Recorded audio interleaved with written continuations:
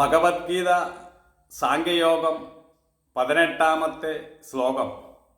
അന്തവന്ത ഇമേ ദേഹ നിത്യശോക്ത ശരീരിണഃ അനാശിനോ അപ്രമേയസ്യ തസ്മാദുദ്ധസ്സ ഭാരത. നിത്യനും നാശരഹിതനും അവിജ്ഞേയനുമായിരിക്കുന്ന ഈ ആത്മാവിൻ്റെ ദേഹങ്ങൾ നാശമുള്ളതാണെന്ന് പറയപ്പെടുന്നു. അല്ലയോ അർജുന, അതുകൊണ്ട് നീ യുദ്ധം ചെയ്താലും എന്നാണ് ഈ ശ്ലോകത്തിൻ്റെ അർത്ഥം. ഇവിടെ അർജുനൻ ഭയപ്പെടുന്നത് ഈ യുദ്ധത്തിൽ പല യോദ്ധാക്കളും കൊല്ലപ്പെടേണ്ടി വരും, അതിൻ്റെ പാപം തന്നെ അലട്ടില്ലേ എന്നതാണ്. അതുകൊണ്ടാണ് കൃഷ്ണൻ അർജുനനോട് ഇങ്ങനെ പറഞ്ഞത്, ദേഹം മാത്രമേ കൊല്ലപ്പെടുന്നുള്ളൂ, ആത്മാവിനൊരിക്കലും നാശമില്ല എന്ന്. അന്തവെന്ത എന്ന് പറഞ്ഞാൽ നാശമുള്ളത് എന്നർത്ഥം. ഈ ശരീരം എന്നായാലും നശിച്ചു പോകും. ശരീരത്തിന് നാശമുള്ളതാണെന്ന് നമുക്കെല്ലാവർക്കും അറിയാം. ഈ ശരീരം ഒരുപക്ഷെ ഒരു 100 വർഷം നിലനിന്നേക്കാം, അല്ലെങ്കിൽ അടുത്ത നിമിഷം നശിച്ചെന്നും വരാം. എന്നാൽ അതിൽ വസിക്കുന്ന ആത്മാവിന് ഒരിക്കലും നാശമില്ല. ശരീരത്തിന് മാത്രമേ നാശം സംഭവിക്കുന്നുള്ളൂ. ആത്മാവിന് ഈ ദേഹം നശിക്കുന്നത് കൊണ്ട് ഒന്നും തന്നെ സംഭവിക്കുന്നില്ല. അതുകൊണ്ട് അവിനാശിയായിരിക്കുന്ന ഈ ആത്മാവിനെക്കുറിച്ച് ഓർത്ത് ആരും തന്നെ ദുഃഖിക്കേണ്ടതില്ല എന്നാണ് ഇവിടെ പറയുന്നത്. കൊല്ലപ്പെടുന്നു, കൊല്ലുന്നു എന്ന ചിന്ത വെടിയുക.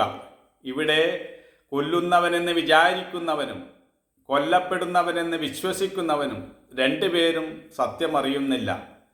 ദേഹം മാത്രമേ കൊല്ലപ്പെടുന്നുള്ളൂ, ആത്മാവിനെ ആർക്കും കൊല്ലാൻ സാധ്യമല്ല.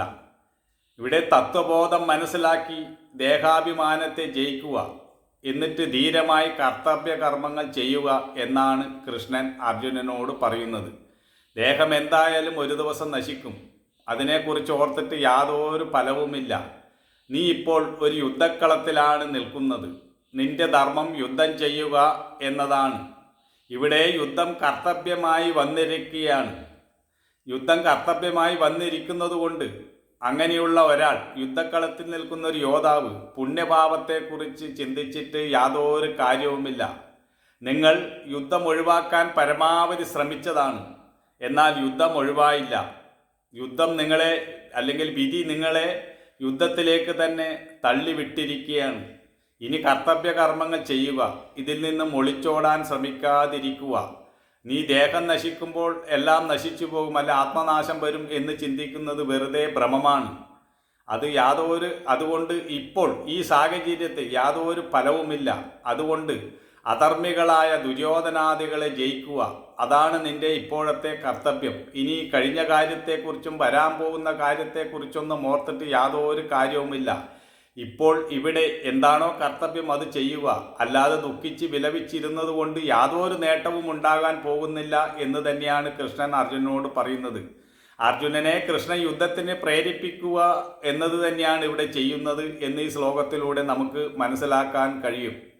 ഇത് നമ്മൾക്ക് കൂടുതൽ മുന്നോട്ട് പോകുമ്പോൾ ബാക്കി കാര്യം മനസ്സിലാക്കാം.